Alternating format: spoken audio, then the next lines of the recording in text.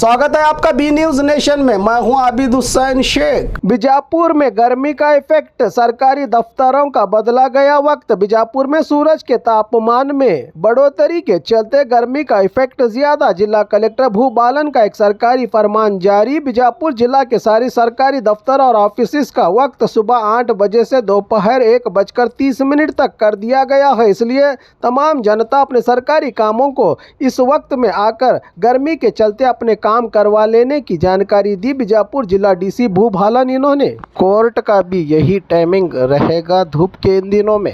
ಎಲ್ಲರಿಗೂ ನಮಸ್ಕಾರ।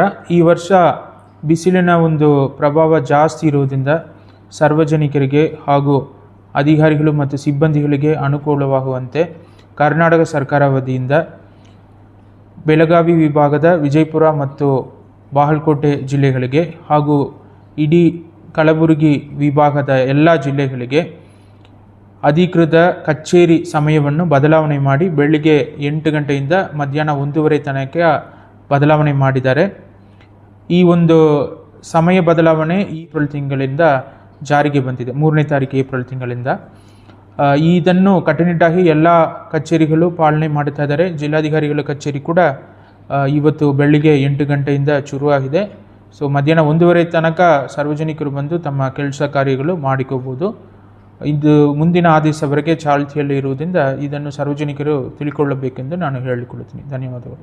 और खबरों के लिए देखते रहिए बी न्यूज नेशन।